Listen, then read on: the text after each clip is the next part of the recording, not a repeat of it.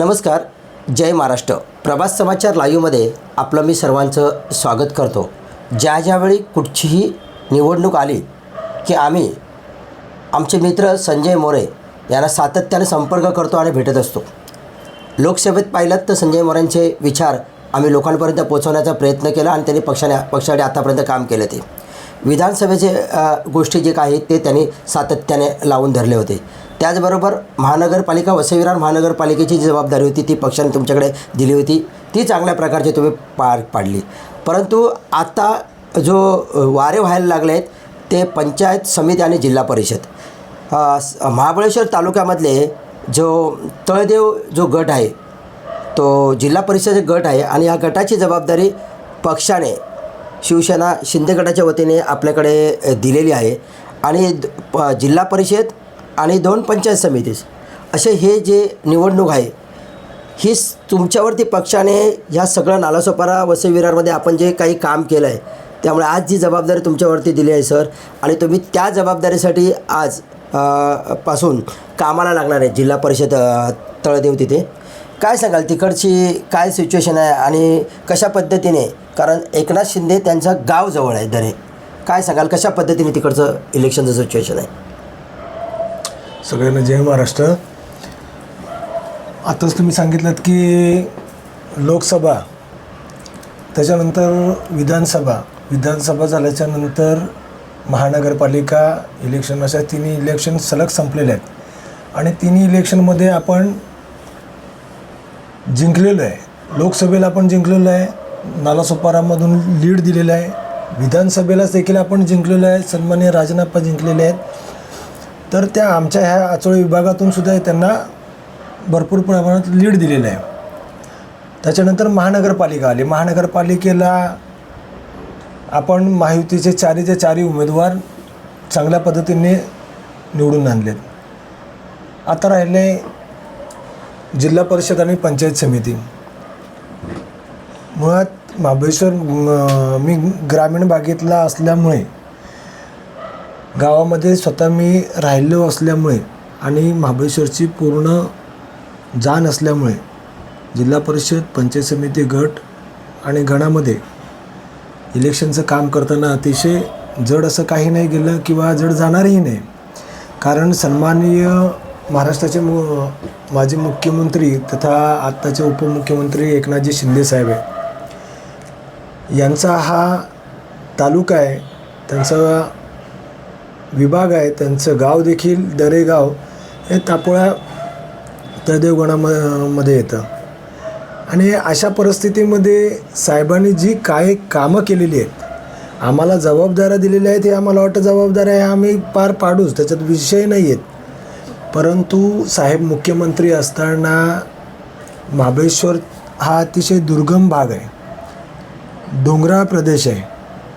ह्या प्रदेशामध्ये काम करत असताना त्यांनी अतिशय किमयागार पद्धतीने जादूची कांडी फिरवल्यासारखी कामं केलेली आहेत.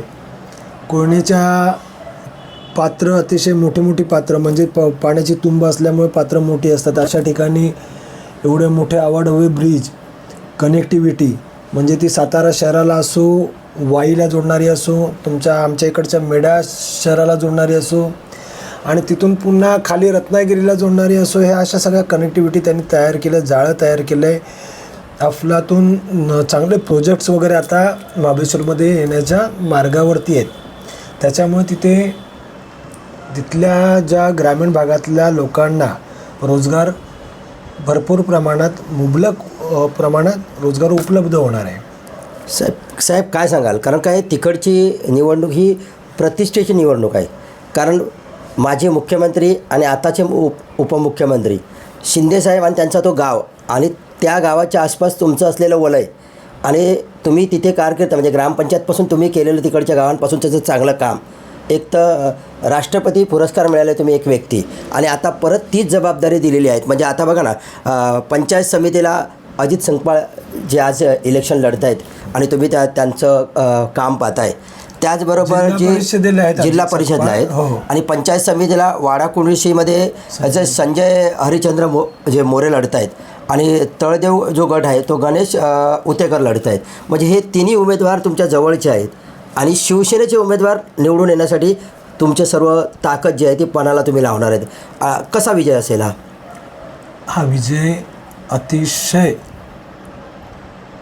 चांगल्या फरकाने, चांगल्या मताधिक्याने असणार, याच्यामध्ये दुमत नाही आहे.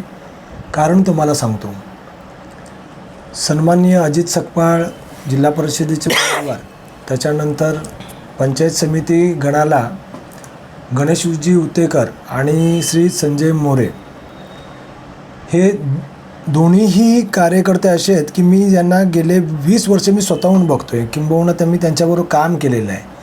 अतिशय हाडामासाचे हे कार्यकर्ते आहेत. आणि दुसरी गोष्ट, त्यांच्याकडे जी काम करण्याची पद्धत आहे ही फार एकदम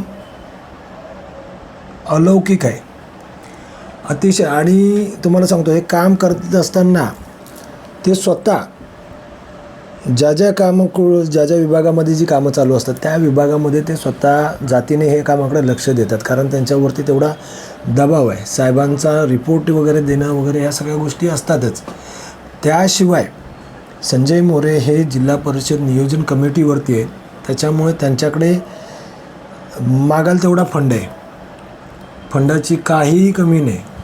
फंड मागणार. जो गाव कुठलीही ग्रामपंचायतीने सांगितलं की बाबा आम्हाला पाण्याच्यासाठी बाबा एक 60-70 लाखाची 80 लाखाची गरज आहे, तर ती ताबडतोब ते लोक मंजूर करतात. अशा पद्धतीने कामकाज चालू आहे. आणि हे कामकाज चालू असताना कुठल्याही पद्धतीने भेदभाव होणार नाही हे पाहिलं जाणार आहे. आमची जी वरची 22 गावं आहेत ती आता सन्माननीय मुख्यमंत्री साहेबांची जी सभा झाली एकनाथजी शिंदे साहेबांची, त्या सभेमध्ये साहेबांनी 22 गावं ही दत्तक घेतलेली आहे. त्यांनी खुलं सांगितलं आहे की हा 22 गावांचं पालकतत्व मी स्वीकारलेलं आहे. मग मला सांगा, ज्या माणसाने पालकतत्व स्वीकारलेलं आहे अशा माणसांच्या समोर आता आणखीन किती मोठं आणखीन काय हवं तुम्हाला? ह्याच्यापेक्षा मोठा विकास कोण करणार आहे? आताच साहेबांची जिथे सभा झाली होती त्यांनी सांगितलं की उद्योगमंत्रींना फोन करून की इथली परिसरातली म्हणजे आजूबाजूच्या 22 गावातल्या परिसरातली जी मुलं आहे सुशिक्षित, ती कुठेतरी बाहेर जाऊ नये, त्यांना उद्योगधंदा निर्माण व्हावा, यासाठी एक चांगल्या प्रकारची इंडस्ट्री इथे आणून आपण कामाला सुरुवात करतो आहे आणि ती लवकरच सुरुवात करतील. म्हणजे त्यामुळे नवतरुण जो वर्ग आहे तो शिवसेनेकडे वळतो आहे. काय म्हणायचं आहे तुम्हाला?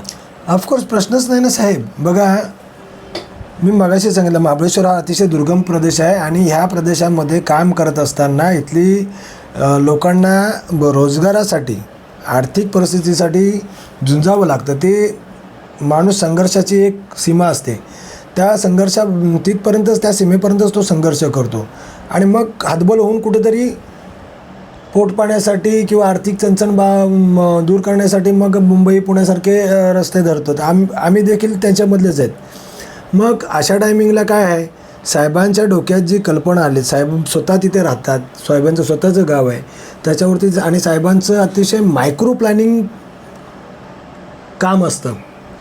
ते कशा कुठल्या पद्धतीत करायचं हे त्यांचं नियोजन अतिशय हे उभ्या महाराष्ट्राने बघितलेलं आहे. त्याच्यामुळे आता जो महाबळेश्वर तालुक्याची जी डेव्हलपमेंट आहे ही अतिशय सुरेख पद्धतीने, आणि मगाशी तुम्ही सांगितलात की साहेबांना त्यांनी उद्योगमंत्र्यांना फोन लावला आणि जो प्रोजेक्ट आहे तो तिकडे राबवणार, त्याच्यात शंकाच नाही. परंतु तो प्रोजेक्ट राबवताना देखील खाली ज्या तापोळा विभागामध्ये त्यांनी ज्या कनेक्टिव्हिटी रस्त्याच्या केलेल्या आहेत त्याच कनेक्टिव्हिटी आमच्या 22 गावांमध्ये देखील करणार आहे. साधारण आमचा खेडमार्गे जो रत्नागिरी ते हातलोट हा घाटाचं काम थोडं राहिलेलं आहे निधी अभावी. तो एक निधी बाबा टाकण्याचे आता आम्ही त्यांना अर्थसंकल्प अधिवेशनामध्ये तर सांगणार आहे, सुचवणार आहे की बाबा तो निधी टाकून तो घाट लवकरात लवकर वरती होत्या, म्हणजे दळणवळणाचं साधन वाढेल. दळणवळणाचं साधन वाढलं तर उद्या खाली कोकणातली माणसं इकडे वरती येतील, इकडची खाली जातील, लोकांना रोजगार निर्माण होऊन जाईल. आमच्या इकडचे काय शेतीमध्ये सुधारणा करता येतील. गोव्याला गेलेला पर्यटक तो तिकडून सातारा मार्गे फिरून न येता इथल्या मार्गे येईल अशा पद्धतीने. आणि तोच हातलोटमार्गून आलेला घाट हा पुढे आम्ही चतुर्भेट मार्गे मधून मांगर मार्गे तो वरती काढणार आहे. इकडून ह्या बाजूने कासुर्ड मार्गे बिरवाडीतून मेटतळे मार्गे महाबळेश्वर अशा रस्त्यांचं देखील जाळं कनेक्टिव्हिटी आहे. ते पूर्णत्वास लागणार.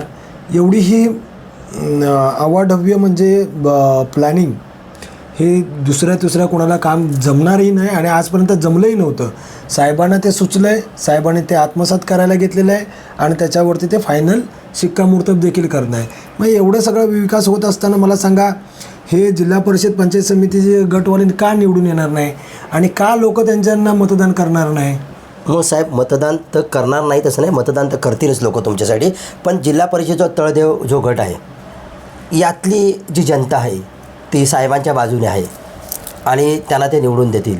पण आता लोकांपर्यंत पोचण्यासाठी कशा पद्धतीने तुमचा प्रचार चालू आहे, कसं यंत्रणा तुम्ही हाकताय आणि कशा पद्धतीने विजयाच्या जवळ जात आहे? वरती जे मी आता स्वतः मेटतळ्यापासून ते अगदी खाली शिरनारपर्यंत आणि पलीकडे कळमगावपर्यंत, पुढे आमशी पण आहेत कारण इथले जे लोक आहेत आणि त्याच्याही पुढे आहेत, पण मी प्रॉपरली ह्या गावांमधले लोक माझ्या संपर्कात आहेत.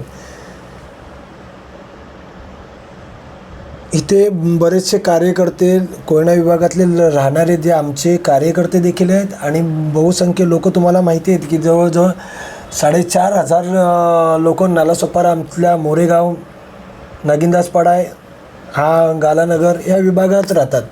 त्याच्यामुळे आणि इथे आपण त्यांना पदाधिकारी असल्यामुळे नेहमी बोलवून घेत असतो, नेहमी त्यांच्या संपर्कात असतो. त्यांच्या ज्या काय दुःखात घटना असतील, ज्या काय अडीअडचणीच्या गोष्टी असतील त्यावेळेस इथे आपण धावून जात असतो. त्यावेळेस आता मी तुमच्यासाठी वेळेला धावून येतो, त्यावेळेस मी तुम्हाला हाक देतो, त्या हाकेला लोक सांगतात की आम्ही साहेब उभे राहणारच, तुम्ही सांगाल त्यावेळेस आम्ही उभं राहणार. मग ते आता लोक उभी राहिलेली आहेत. हे सर्व तुमचं वलय पाहता आता तुमच्याकडे जी महाबळेश्वरची जी जबाबदारी दिलेली आहे, तर तुम्ही मतदारांना काय आवाहन कराल? जिल्हा परिषदचा पण एक उमेदवार निवडून येण्यासाठी आणि पंचायत समितीचे 2 उमेदवार निवडून येण्यासाठी. साहेब, जिल्हा परिषद पंचायत समितीचे उमेदवार तर आहेतच आहेत, परंतु मागे देखील आता या 8 दिवसापूर्वी नालासोपारामध्ये जी सभा झाली, ह्या सभेला आपण मार्गदर्शन केलं आणि लोकांनासुद्धा मी तेच सांगतो आहे, मतदारांनासुद्धा तेच सांगतो आहे, युवा पिढीला देखील तेच सांगतो आहे की महाराष्ट्राचं ज्यांनी नेतृत्व केलेलं आहे ते सन्माननीय श्री एकनाथजी शिंदेसाहेब हे आज आपल्या मूळ गावी आपल्या वास्तव्यास येतात. आज त्या दरे गावामध्ये येतात, आपल्या तालुक्यामध्ये येतात, आपल्या कोयना विभागामध्ये येतात. एवढ्या पद्धतीचं आणि ते ज्यावेळेस येतात त्यावेळेस संपूर्ण मीडियाचं लक्ष लागलेलं असतं, संपूर्ण राज्याचं लक्ष लागलेलं असतं, ज्यांनी अख्खे देश काय परंतु देशाच्या बाहेर देखील आपला नावाचा एक ठसा उमटवला. अशा व्यक्तीला आज त्यांच्या विभागात किंवा त्यांच्या तालुक्यामध्ये जर कुठलाही एखादा डाग बसवायचा म्हटला किंवा अंगावरती शिंतोडे उडवायचे म्हटले तर ते जमणार नाही. तुम्ही महाबळेश्वरमध्ये त्यांना एक जे त्यांचे उमेदवार आहेत जिल्हा परिषद पंचायत समितीचे ते त्यांना तुम्ही निवडून द्यायचे आहेत. उद्या ह्याच्यातला एक जरी उमेदवार जर पडला म्हणजे ते गृहीत धरायचं, तसं पडत नाहीत. आम्ही त्याची पूर्ण तयारी हे केलेली आहे. आता तो तर गडच आहे साहेबांचा. गड म्हणजे तो गड अजिंक्य गड आहे, गड तो निवडून येणारच. गड आहे, ते सगळं संपलेलं आहे समजायचं. कारण आमच्यापासून आम्ही जी प्रचारामध्ये मुसंडी घेतलेली आहे ह्याच्यामध्ये आणि अपोजिटच्या पार्टीमध्ये जमीन आसमानचा फरक निर्माण झालेला आहे. जबरदस्त मोठी दरी निर्माण झालेली आहे. ही दरी आमच्यापर्यंत पोचेपर्यंत त्यांना बराचसा कालावधी निघून जाणार आहे. आमचा तिकडे भगवा झेंडा फडकलेला आहे हे डिक्लेअर तो करून तुम्हाला सांगतो आत्ता. हां, परंतु त्याच्या तरी पण देखील काय आहे, लोकांना आपलं एकच सांगणं आहे की जर एवढा मोठा माणूस, एवढं मोठं नेतृत्व आज तुम्हाला मिळालेलं आहे तर तुम्ही त्यांना भरभरून मतदान करा. तुमची गावांच्या जी मतदान आहेत त्याच्यामध्ये एक शिंदेसाहेबांना तुमच्यातर्फे एक पुष्पगुच्छ न देता तुम्ही मतपेटीमध्ये आपलं मत देऊन त्यांना शुभेच्छा द्यायच्या आहेत किंवा त्यांच्यासाठी ऋण व्यक्त करायचे आहेत. ही माझी प्रांजळ आणि प्रामाणिक मत आहे. नक्कीच आता आपण पाहिलं की जे आपण साताऱ्याविषयी चर्चा करत होतो, जिल्हा परिषद तळदेव गटाची चर्चा करत होतो.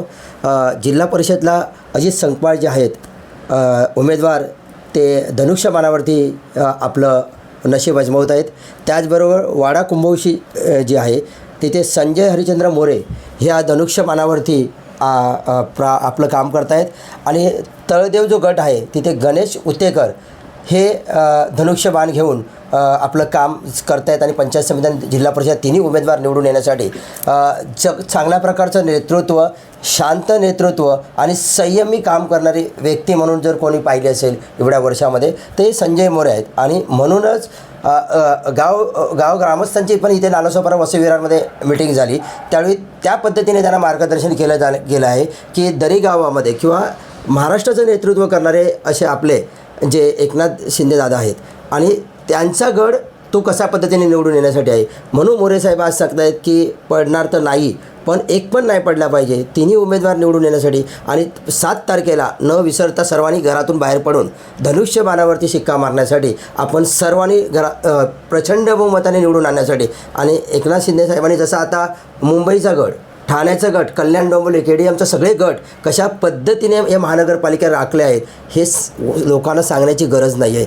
आणि हाच विजय आणि त्याचा विजयाची सिरपेस म्हणून साताऱ्यामध्ये चांगल्या प्रकारचं जास्तीत जास्त उमेदवार बहुमताने निवडून आणण्यासाठी हे मोरे साहेबांचे प्रयत्न आहेत आणि ते काम करत आहेत. जय हिंद, जय महाराष्ट्र. धन्यवाद. पुढील व्हिडिओ पाहण्यासाठी प्रभात समाचार YouTube चॅनलला सबस्क्राईब करा.